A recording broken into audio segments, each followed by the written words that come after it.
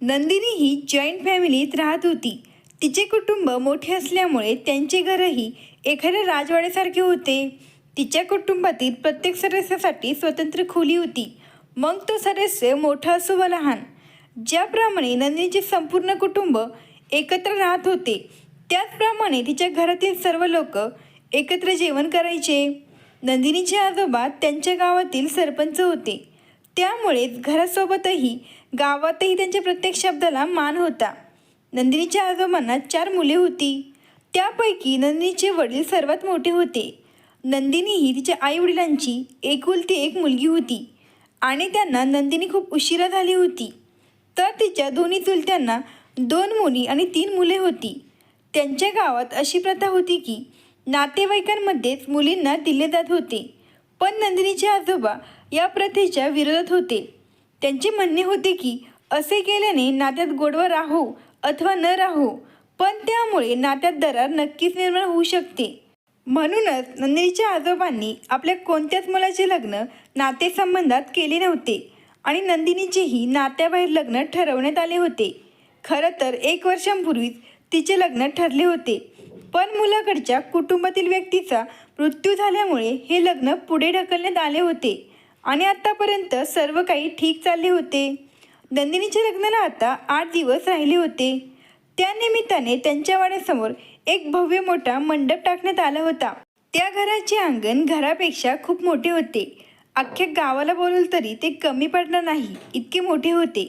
नंदिनीचे आई वडील आणि तिच्या सर्व चुलत भावांची लग्ने याच अंगणात झाली होती. गावच्या सरपंचाच्या नातीचे लग्न होते, त्यामुळे त्यांचे स्वतःचे घरच नाही तर संपूर्ण गाव नवरीसारखे सजले होते.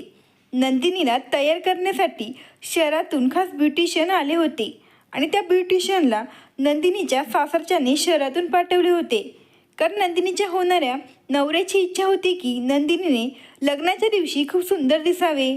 तिच्या होणाऱ्या पतीचे नाव अविनाश राठोड असे होते आणि तो दिसायला खूप देखणा होता. या लग्नामुळे नंदिनी खूप खुश होती, कारण लग्नानंतर ती अविनाशसोबत शहरात राहणार होती. गेल्या 1 वर्षापासून अविनाश आणि नंदिनीचे फोनवर बोलणे होत होते. आज नंदिनीच्या लग्नाचा दिवस होता आणि आज सकाळपासूनच नंदिनीचे चुलत भाऊ आणि तिच्या मैत्रिणी तिला अविनाश अविनाश म्हणून चिडवत होते. नंदिनीची मंडप एंट्री फिल्म स्टाईलमध्ये होईल असं सगळ्यांनाच वाटत होतं. लग्नाची तयारी खूप जोरात चालू होती. गावातील प्रत्येक घरात नंदिनीच्या लग्नाची पत्रिका 8 दिवसांपूर्वीच पोहोचली होती, त्यामुळे प्रत्येकजण या लग्नाला उपस्थित होता. आता सर्वजण नवरदेव येण्याची वाट पाहत होते. नंदिनी तयार होऊन 2 तास झाले होते आणि आता नंदिनीबरोबरच अख्खं गावही नवरदेवाची आणि वराडाची आतुरतेने वाट पाहत होतं, कारण आता लग्नाची वेळही निघून गेली होती. पण नवरदेव आणि त्यांच्याकडील माणसांचा अद्याप काहीच पत्ता नव्हता. नंदिनीच्या आजोबांनी नंदिनीच्या सासऱ्यांना अनेकदा फोन केला, पण प्रत्येक वेळी त्यांच्याकडून हेच ऐकायला मिळायचे की आम्ही आत्ताच निघत आहोत आणि ते म्हणत होते की लग्न घर असल्यामुळे आवरता आवरता आम्हाला खूप उशीर झाला. तुम्ही काय काळजी करू नका, आम्ही काही वेळातच तिथे पोहोचतो. पण तासाभरानंतरही नंदिनीच्या आजोबांना तेच उत्तर मिळाल्यावर त्यांना नंदिनीच्या सासरच्या मंडळींचा राग आला आणि त्यानंतर नंदिनीच्या सासरच्या मंडळींकडून जे समोर आलं ते ऐकून सर्वांचे मन मोडले होते. तिच्या सासऱ्यांनी सांगितले की आम्ही सर्वजण अविनाशची वाट पाहत आहोत. तो कुठे गेला आहे ते आम्हाला काहीच माहीत नाही. आम्ही सर्वजण तयार होऊन बसलो आहोत, पण अचानक अविनाश कुठे गायब झाला तेच कळत नाही आणि त्याचा फोनही बंद लागत आहे. त्यामुळे आम्ही खूप काळजीत आहोत. पण अविनाश घरी येतात आम्ही लगेच वऱ्हाडासह तुमच्या घरी पोहोचू असे बोलून त्यांनी फोन ठेवला. आता वऱ्हाडाची आणि नवरदेवाची वाट पाहत दिवसाची रात्र झाली होती. त्यामुळेच गावातील लोक आपापसात बोलू लागले की नक्कीच काहीतरी गडबड आहे. गावातील काही जाणकार मंडळींनी नंदिनीच्या आजोबांना सांगितले की सरपंची मुलाकडचे लोक नक्कीच बहाणा करत आहेत. त्या मुलाचे दुसऱ्या मुलीशी प्रेमसंबंध असेल आणि तो त्या मुलीसोबत पळून गेला असावा. हे सर्व ऐकून बिचारा नंदिनीचे हृदय कोरड्या पाण्यासारखे थरथर कापत होते. गावातील काही लोक नंदिनीच्या आजोबांना म्हणू लागले की आता तुमची मुलगी कलंकित झाली आहे आणि ज्या मुलीचे लग्न होण्याआधीच लग्न मोडते तिच्याशी कोण लग्न करणार. गावातील काही वडीलधाऱ्यांनी नंदिनीच्या आजोबांना सल्ला द्यायला सुरुवात केली की जरी नातेवाईकात तुम्ही तुमच्या मुलीत देत नसलं तरी आत्ताची वेळ तशी नाही. तुम्ही आपल्या नंदिनी मुलीचे लग्न नात्यातच लावून द्या. म्हणजेच नंदिनीचे लग्न तिच्या आत्याच्या मुलाशी लावून द्या. हेच तुमच्यासाठी आणि नंदिनीसाठी चांगले राहील. गावकरी नंदिनीच्या आजोबांना नंदिनीचे लग्न तिच्या आत्याच्या मुलाशी लावून देण्याचा सल्ला देऊ लागले. पण नंदिनीचे आजोबा आपल्या तत्वांवर ठाम होते. एकीकडे नंदिनीच्या आजोबांची तत्वे होती, तर दुसरीकडे गावकऱ्यांचा आवाज नंदिनीच्या कानात घुमत होता की आता तिच्यासोबत लग्न कुणीच करणार नाही. आयुष्यभर तिला लोकांचे टोमणे सहन करावे लागेल. नंदिनीचे वडील भावांमध्ये मोठे होते, पण तेही यावेळी असहाय्य उभे होते. कारण निर्णय नंदिनीचे आजोबाच घेणार होते. तिच्या वडिलांचा चेहऱ्याचा रंग उडाला होता. मुलीचे लग्न होण्याआधीच विभक्त होण्याचे दुःख फक्त बापच समजू शकतो. वडिलांची अवस्था पाहून नंदिनीच्या डोळ्यातून अश्रू वाहू लागले. गावकरी आणि बाकीचे पाहुणे परतायला लागल्याचे पाहून तिच्या आजोबांनी असा निर्णय जाहीर केला की ते ऐकून तिच्या पायाखालची जमीनच सरकली. तिचे आजोबा म्हणत होते की त्या लोकांना काय वाटले, ते आमची इज्जत धुळीस मिळवतील आणि आम्ही शांतपणे पाहत राहू. पण मी असे होऊ देणार नाही. मी माझे तत्त्व आधीही मोडले नव्हते आणि आजही मोडणार नाही. पण नंदिनीचे लग्न आजच होईल आणि तेही याच मांडवात. हे ऐकून गावकरी आश्चर्यचकित आणि अस्वस्थ झाले. सर्वांना प्रश्न पडला होता की पण नंदिनीसोबत लग्न करणार तरी कोण? त्याहीपेक्षा नंदिनीला सर्वात जास्त अस्वस्थ वाटू लागले. ती विचार करू लागली की माझे लग्न नात्यात होणार नाही तर मग कोणासोबत होणार? तेव्हा तिच्या आजोबांनी तिथे उपस्थित असलेल्या एका 21 वर्षाच्या मुलाला हाक मारली आणि तो मुलगा त्यांच्याकडे गेल्यावर ते त्या मुलाला म्हणाले, अरे मुला, इथे मांडवात बस. हे ऐकून नंदिनीचे भान हरपले. नंदिनीपेक्षा तिच्या घरच्यांना जास्त आश्चर्य वाटले. गावातील लोकही हे सर्व आश्चर्यचकित डोळ्यांनी पाहत होते की हा कसला निर्णय घेतला आहे सरपंचींनी. आपल्या नातीचे लग्न आपल्याच घरातील नोकराशी लावून देत आहे. त्याचे नाव नंदकिशोर होते, पण गावातील आणि नंदिनीच्या घरातील सर्व लोक त्याला नंदू या नावाने हाक मारायचे आणि तो या भल्या मोठ्या वाड्यात काम करत होता. नंदू हा सरपंचींचा सेवक सुंदरलाल यांचा मुलगा होता. सुंदरलाल हे सरपंचींचे सेवक होते. काही वर्षांपूर्वी सुंदरलाल हे सरपंचींसोबत त्यांच्या फॅक्टरीत गेले होते. तिथे झालेल्या एका अपघातात सुंदरलाल यांनी आपला जीव धोक्यात घालून नंदिनीच्या आजोबांचे प्राण वाचवले आणि ते स्वतः त्या अपघातात मृत्युमुखी पडले. त्या दिवसापासून नंदू सरपंचींच्या घरात राहत होता. नंदिनीचे आजोबा बाहेरून जितके कणखर होते तितकेच आतून ते खूप हळवे मनाचे होते आणि ते आपल्या तत्वावर जेवढे ठाम होते तेवढेच आपले कर्तव्यही चोखपणे पार पाडत होते. त्यामुळे सुंदरलालच्या मृत्यूनंतर सरपंची नंदूला त्यांच्या घरी घेऊन गेले होते. एवढेच नाही तर त्यांनी नंदूला त्या शाळेत प्रवेश मिळवून दिला होता ज्या शाळेत त्यांच्या घरातील इतर मुले शिकत होती. नंदू नंदिनीपेक्षा लहान होता आणि तो नंदिनीला छोटी मालकीण म्हणून हाक मारायचा. आज सरपंचींचा निर्णय नंदूने ऐकला तेव्हा तोही स्तब्ध झाला. त्याला त्याच्या कानांवर विश्वासच बसत नव्हता. तो म्हणाला, मालक, तुम्ही हे काय बोलत आहात? नंदिनी माझी छोटी मालकीण आहे आणि मी तिच्याशी लग्न कसे करू शकतो? नंदिनीच्या जागी अगदी बरोबर होता. पण नंदिनीच्या घरात तिच्या आजोबांपुढे कोणाचेच चालत नव्हते. ते जे निर्णय घेतील, मग तो कुठलाही असो, तो निर्णय सर्वांनाच पाळावा लागायचा. त्यांनी नंदूला खडसावले आणि म्हणाले की माझ्या निर्णयावर बोलण्याची तुझी हिंमत कशी झाली? हा आमच्या घरच्या इज्जतीचा प्रश्न आहे. मी जे सांगेल ते तुला करावे लागेल आणि यापुढे तू एक शब्दही काढणार नाहीस, नाही तर त्याचे परिणाम वाईट होतील. जा, गप मुक्काट्याने मांडवात बस. नंदूने पुन्हा हिंमत एकवटली आणि सरपंचींना म्हणाला, मालक, तुम्ही या छोट्या मालकिनीवर अन्याय करत आहात. ती माझी मालकीण आहे आणि मी त्यांचा एक गरीब नोकर आहे. माझ्या लहान मालकिनीवर असा अन्याय करू नका. असे म्हणत नंदू सरपंचींच्या पायाला पकडून लग्नास नकार देऊ लागला. नंदिनीलाही हे लग्न करायचे नव्हते, कारण तिने नंदूकडे त्या नजरेने कधीच पाहिले नव्हते. त्यांच्या घरातील इतर सर्व महिलाही घाबरून उभ्या राहिल्या होत्या, कारण सरपंचींच्या निर्णयासमोर त्या घरातील पुरुषांचाही आवाज निघत नव्हता आणि त्यांच्या घरातील महिलांना सरपंचींच्या पुढे काही बोलण्याचा अधिकार नव्हता. नंदू नकार देतात नंदिनीच्या चुलत्याने नंदूची कॉलर पकडली आणि म्हणाले, तुझ्या मोठ्या मालकांनी तुला काय सांगितले ते तुला समजले नाही का? ज्यांनी तुला लहानाचे मोठे केले त्यांचा तुला जरासुद्धा आदर करता येत नाही का? हा या घरच्या सन्मानाचा प्रश्न आहे. जो त्यांचा निर्णय या घरात पाळत नाही त्याला आमच्या घरात राहण्याचा हक्क नाही. मग ती माझी बायको असो किंवा माझा मुलगा असो, सर्वांना माझ्या वडिलांचा निर्णय पाळायलाच लागतो. त्यानंतर घाबरल्या नंदू शांतपणे जाऊन मांडवत बसला. पण त्याला लग्न करण्याची अजिबात इच्छा नव्हती. त्याने सुद्धा आपल्या लहान मालकिनीकडे त्या नजरेने कधीच पाहिले नव्हते. नंदिनीलाही हे लग्न व्हावे असे वाटत नव्हते. पण नवरा मुलगा न आल्याने तिच्यासाठी हे आधीच खूप मोठे संकट बनले होते. कारण शेवटच्या क्षणी अविनाशने तिची फसवणूक केली होती. अविनाश ज्या प्रकारे तिच्याशी फोनवर गोड बोलायचा त्यामुळे नंदिनीला कधी कळलेच नाही की हे नाते अविनाशच्या इच्छेविरुद्ध झाले आहे. नंदू मांडवात बसतात सरपंचींनी नंदिनीच्या आईला नंदिनीला मांडवात घेऊन यायचा आदेश दिला. नंदिनीसुद्धा शांतपणे येऊन मांडवात बसली. कारण या घरात मुलींना स्वतःचे निर्णय घेण्याची मुभा नव्हती. तिने ठरवले होते की ती नंदूला सांगेल की त्याला हे जबरदस्ती नाते आयुष्यभर जपण्याची काहीच गरज नाही. पाहिजे तेव्हा तो मला घटस्फोट देऊन पुन्हा दुसरे लग्न करू शकतो. फार कमी लोकांच्या उपस्थितीत हा विवाह पार पडला आणि इच्छा नसतानाही अविनाशच्या ऐवजी नंदिनी नंदूची वधू बनली. सरपंच आणि त्यांच्या घराची संपूर्ण गावात बदनामी झाली. नंदूला राहण्यासाठी वाड्याच्या मागच्या बाजूला लागून असलेली खोली देण्यात आली होती. तिथेच आता ते दोघे राहत होते. एक दिवस नंदिनीची आत्या त्यांच्या खोलीत आली आणि म्हणाली की बाबांची तत्वे आणि निर्णय खूप विचित्र आहेत. नवऱ्या मुलाची लग्नाची मिरवणूक आली नाही याचे सर्वांना दुःख आणि खेद होता. पण तूच सांग, त्या बिचाऱ्या नंदूचा यात काय दोष होता? जर बळीचा बकरा बनवायचीच होते तर माझा मुलगा होता ना.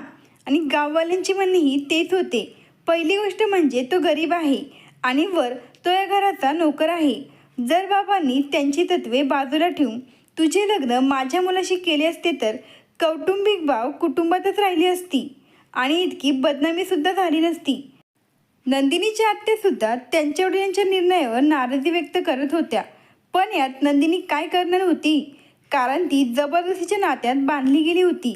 त्यानंतर तिच्या आत्याने तिला जे सांगितले ते ऐकून त्याच क्षणी पृथ्वी फाटून तिने त्यात लीन व्हावे अशी तिची परिस्थिती झाली होती.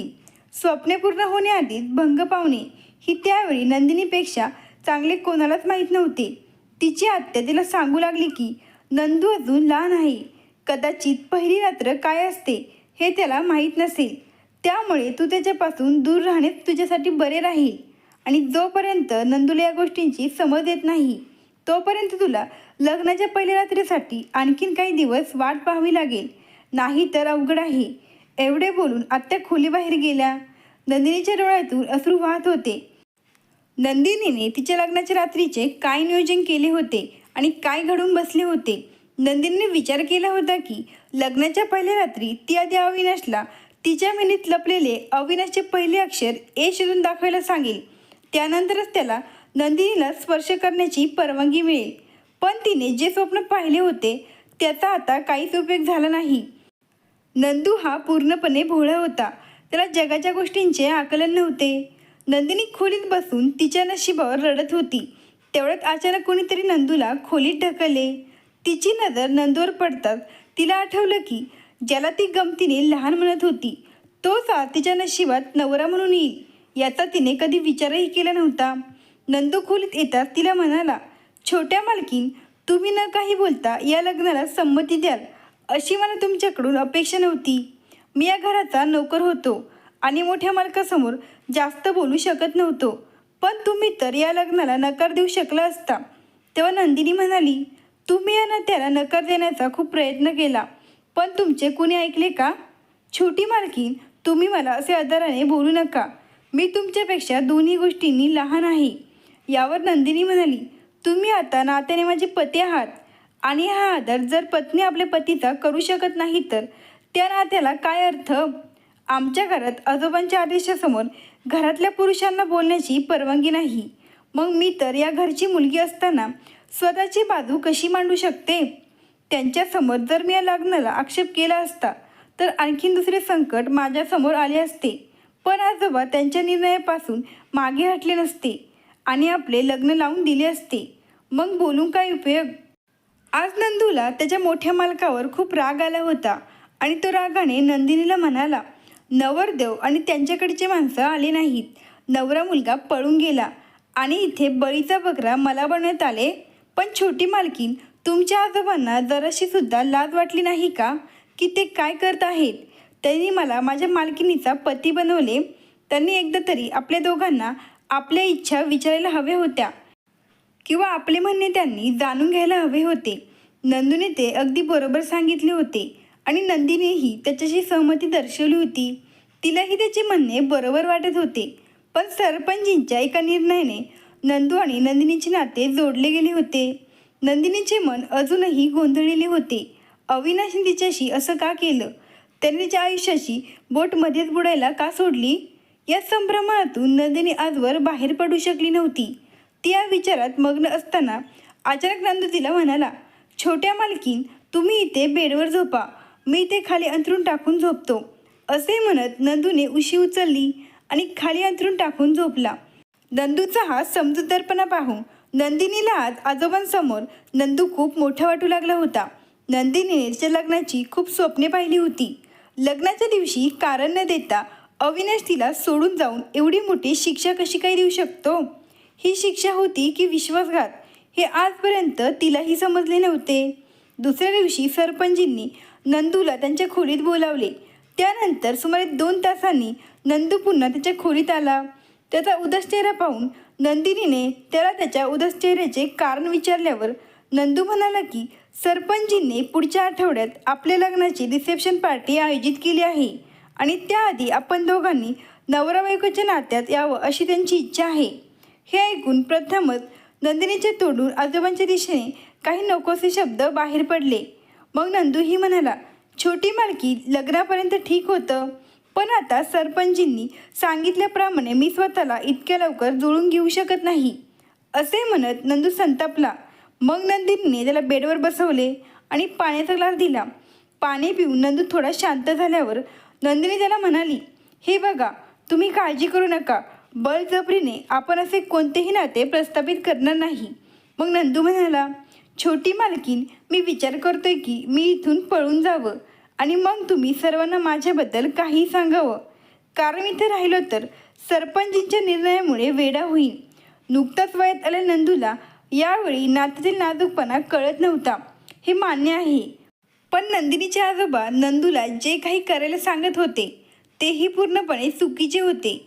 नंदिनी त्याला म्हणाली, तुम्ही आता कोणाला काही सांगू नका आणि सर्वांसमोर असे राहा की जणू आपल्या सगळं काही नीट चालले. पण खोलीच्या आत आपण फक्त चांगले मित्र राहू, जसे आपण पूर्वी राहत होतो. नंदिनीचे म्हणणे नंदूलाही आवडले, म्हणून त्याने तसे करण्यास होकार दिला. पण काही दिवसांनी नंदू जेव्हा गुरांना घेऊन शेताकडे चालला होता तेव्हा सरपंचींकडून नवीन आदेश आला की नंदू, तू आजपासून शेतातली आणि घरातली कामे करणार नाहीस. मग नंदू सरपंचींना म्हणाला, मालक, माझ्याकडून काही चूक झाली का. यावर सरपंची म्हणाले, नंदू, आता तुझे लग्न झाले आहे आणि तुझ्यावर नंदिनीची जबाबदारी आली आहे, म्हणून आजपासून तू आमच्याबरोबर आपल्या फॅक्टरीत यायचे. हे ऐकून नंदिनीला आनंद झाला, पण नंदू दुःखी होता. त्याला असं वाटत होतं की जणू त्याचे स्वातंत्र्य त्याच्यापासून हिरावून घेतले जात आहे. त्या दिवसापासून नंदू सरपंचींसोबत जी फॅक्टरी बंद पडायच्या मार्गावर होती त्या फॅक्टरीत जाऊ लागला. नंदूचे शिक्षण 12वीपर्यंत झाले होते. 9वीच्या नंतर त्याने बाहेरून परीक्षा देऊन 12वीपर्यंतचे शिक्षण पूर्ण केले होते आणि आता इंजिनिअरिंगसाठी ॲडमिशन घेतले होते. आता नंदूचे आयुष्य पूर्णपणे बदलले होते. यापूर्वीही तो कधीकधी सरपंचींसोबत त्यांच्या फॅक्टरीत जायचा. हळूहळू त्याने फॅक्टरीतील काम समजून घेतले आणि आपल्या कामावर लक्ष पूर्णपणे केंद्रित केले. त्यामुळे फॅक्टरीतून निघणारे मालाचे प्रोडक्शन 2-3 पटीने वाढले. फॅक्टरीतील ट्रान्सफर विभागातील अधिकाऱ्यांशी चर्चा करून इतर राज्यात माल पोहोचवण्याचे नियोजन केले. बघता बघता डब घ्यायला आलेली कंपनी पुन्हा भारतीय बाजारपेठेत आपले वर्चस्व गाजवू लागली. नंदू भोळा होता, पण अभ्यासात फार हुशार होता. जे काम सरपंचींच्या 3 मुलांना जमले नाही ते काम नंदूने गेल्या 6 महिन्यातच करून दाखवले. त्यामुळे फॅक्टरीत प्रोडक्शन मॅनेजर म्हणून त्याची नियुक्ती करण्यात आली. नंदूला वाचनाची खूप आवड होती, म्हणून अनेकदा रात्री तो त्याच्या खोलीत पुस्तके वाचत बसायचा. आज जेव्हा नंदू फॅक्टरीतून घरी आला तेव्हा जेवण वगैरे करून त्याने पुस्तक वाचायला घेतले. किचनमधील कामे उरकून नंदिनी जेव्हा हॉलमध्ये आली तेव्हा नंदू जमिनीवर बसून पुस्तके वाचत बसला होता. त्याला काही अडचण आली तर तो नंदिनीला विचारायचा. नंदिनीने अभियांत्रिकीचे शिक्षण घेतले होते आणि नंदूही तेच शिकत होता. नंदू दिवसभर फॅक्टरीतच राहायचा आणि रात्रभर जागून त्याच्या परीक्षेची तयारी करायचा. नंदिनीही त्याच्या परीक्षेत तयारीसाठी रात्रभर त्याच्यासोबत जागी असायची. असेच आज नंदू त्याच्या परीक्षेची तयारी करत वाचत असताना नंदिनीच्या मांडीवर डोकं ठेवून झोपी गेला. नंदिनीने त्याला उठवण्याचा प्रयत्न केला, पण कदाचित तो गाढ झोपला होता. नंदूला तिच्याजवळ पाहून तिने त्याला मागे ढकलण्याचा प्रयत्न केला, पण दिवसभर थकलेला नंदू उठण्याचे नाव घेत नव्हता. म्हणून नंदिनीसुद्धा खाली झोपी गेली. सकाळी तिने डोळे उघडले तेव्हा ती नंदूच्या अगदी जवळ होती आणि ते दोघेही एकाच उशीवर झोपले होते. झोपेत नंदूने त्याचा एक हात तिच्या अंगावर ठेवला होता. पक्ष्यांच्या आवाजामुळे नंदिनीला जाग आली आणि ती लगेच मागे सरकली. नंदिनीचे केसही मोकळे झाले होते, म्हणून तिने पटकन केस गोळा केले आणि ती उठून बसली. तिला स्वतःचाच राग येऊ लागला आणि ती विचार करू लागली की इतक्या जवळ बसून नंदूला अभ्यासात मदत करण्याची काय गरज होती. जर मध्यरात्री त्याला जाग आली असती तर कदाचित आम्हाला एकमेकांकडे बघताही आले नसते. नंदिनीने नंदूला उठवल्यावर तो आंघोळ करून त्याचा पेपर द्यायला कॉलेजमध्ये गेला आणि तिकडून परत आल्यावर तो खूप आनंदी दिसत होता. तो नंदिनीला म्हणाला, छोटी मालकीन, तुमच्यामुळे माझा पेपर खूप सोपा गेला. असे म्हणत त्याने तिच्या दोन्ही हातांचे चुंबन घेतले. नंदूच्या कृतीने नंदिनीच्या हृदयाची धडधड आणखी वेगवान झाली आणि तिने पटकन त्याचे हात तिच्यापासून दूर केले. इच्छा नसतानाही तिच्या आतल्या भावना बदलू लागल्या आणि ती इच्छा नसतानाही नंदूचा विचार करू लागली. तर नंदू तसाच राहिला. त्याच्यात फक्त बालिशपणा आणि भोळेपणा होता. त्याला फक्त पुस्तकी ज्ञान होते. जेव्हा नंदू चांगल्या मार्कांनी उत्तीर्ण झाला तेव्हा त्याने नंदिनीला त्याचा निकाल सांगताना अचानक मिठी मारली आणि तो म्हणाला, आज मी खूप आनंदी आहे. छोटी मालकीन, तुम्हाला माहीत आहे की हे सर्व तुमच्यामुळे शक्य झाले आहे. मग नंदिनी लगेच त्याच्यापासून मागे हटली. त्यानंतर नंदू पुढच्या शिक्षणासाठी युनिव्हर्सिटीला जॉईन झाला होता आणि तो फॅक्टरीतही चांगलं लक्ष देत होता. त्यामुळे सरपंचांनी त्याचा पगार वाढवला होता. नंदू आणि नंदिनीचे लग्न आता 1 वर्ष उलटून गेले होते, पण तरीही दोघांमध्ये नवरा बायकोचे कोणतेच नाते प्रस्थापित झाले नव्हते. नंदू नवीन युनिव्हर्सिटीत जाऊ लागला होता, त्यामुळे त्याचे शब्द आणि बोलणे बदलू लागले होते. एकदा त्याने नंदिनीला सांगितले की मला एक मुलगी खूप आवडू लागली आहे आणि मी त्या मुलीवर खूप प्रेम करू लागलो आहे. का माहीत नाही, पण हे ऐकून नंदिनीचे मन शांत झाले होते. दोघांमध्ये आधीच ठरले होते की ते दोघे फक्त चांगले मित्र म्हणून राहतील आणि लग्नाच्या वेळी नंदिनीने त्याला हक्क दिला होता की तो पुढे जाऊन आपल्या आवडीच्या मुलीशी लग्न करू शकतो. पण आज जेव्हा नंदिनीला कळलं की नंदूचं दुसऱ्या मुलीवर प्रेम आहे तेव्हा तिच्या मनाला ते सहन झालं नाही. त्यानंतर नंदूने अचानक नंदिनीला प्रश्न विचारला, छोटी मालकीन, तुम्हाला काय वाटतं, ती मुलगी मला हो म्हणेल की नाही? त्यावेळी तिची अवस्था अशी होती की तिला नीट हसू येत नव्हते. नंदिनीने त्याला धीर दिला, तुम्हाला नाही म्हणण्याचा प्रश्नच येत नाही. तुम्ही इतके देखणे आहेत की कोणतीही मुलगी सहज तुमच्या प्रेमात पडेल. मग नंदू म्हणाला, खरं छोटी मालकीन, मला कोणतीही मुलगी हो म्हणेल का? नंदिनी म्हणाली, हो बाबा, तुम्ही कोणत्याही मुलीला आवडसाल. यावर नंदू म्हणाला, मग तुम्ही माझ्यासाठी त्या मुलीशी बोलसाल का? नंदिनीने होकारार्थी मान डोलवली. पण त्या दिवसापासून नंदिनीला खूप विचित्र का वाटू लागलं. कदाचित तिला ही गोष्ट सहन होत नव्हती की नंदू दुसऱ्या मुलीवर प्रेम करू लागला आहे. सवत हा शब्द प्रत्येक स्त्रीला काट्यासारखा टोचतो आणि नंदिनीसुद्धा बहुधा या समस्येतून जात होती. लग्नाच्या वेळी नंदिनी म्हणाली होती की तो आयुष्यात कधीही पुन्हा लग्न करू शकतो, पण आज तिचे शब्द तिच्या आयुष्यावर जड झाले होते. एके दिवशी नंदिनीची तब्येत बिघडली. मग नंदू तिला दवाखान्यात घेऊन गेला. डॉक्टरांनी तिची तपासणी केली आणि रक्तदाबासाठी काही औषधे लिहून दिली. त्यानंतर ते दोघे हॉस्पिटलमधून बाहेर पडत असताना अचानक नंदिनीची एका माणसाशी टक्कर झाली. नंदिनीने त्या माणसाला पाहताच तिचे भान हरपले होते, कारण नंदिनीची ज्या माणसाशी टक्कर झाली तो दुसरा तिसरा कोणी नसून अविनाश होता. अविनाशने तिला बघितल्यावर तो तिथून निघण्याचा प्रयत्न करू लागला. तेव्हा नंदिनीने त्याला थांबवले आणि विचारले की तू माझी एवढी फसवणूक का केलीस? अविनाश, तुला माझ्याशी लग्न करायचे नव्हते तर तू मला लग्नाची स्वप्ने का दाखवलीस? लग्नाच्या दिवशी तू येणार नाहीस हे कळल्यावर माझी काय अवस्था झाली असेल याचा तू विचार केला का? मग अविनाश म्हणाला, नंदिनी, आधी तू माझं पूर्ण ऐक आणि मग ठरव मी बरोबर की चूक. त्याच्या बोलण्यावर नंदिनी चिडली आणि म्हणाली, आता योग्य आणि अयोग्य ठरवायचे बाकी काय राहिले आहे? मग अविनाश नंदिनीला म्हणाला, नंदिनी, माझं एकदा ऐकून तर घे. मग तू पाहिजे ती शिक्षा मला देऊ शकते.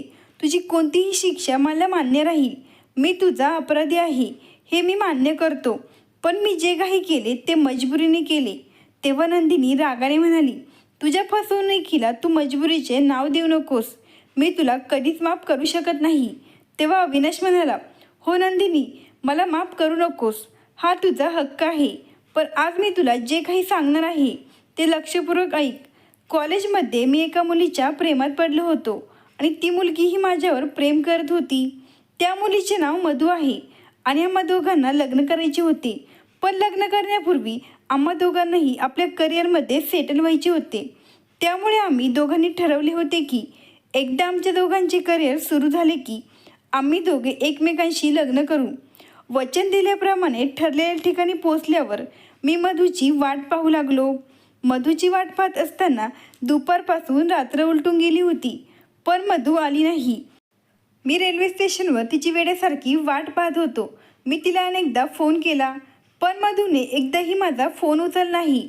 मी मधूच्या प्रेमात इतका वेडा होतो की मी तिच्या घरी पोहोचलो, पण तिथे पोहोचल्यावर मला कळले की ती आता तिथे राहत नाही.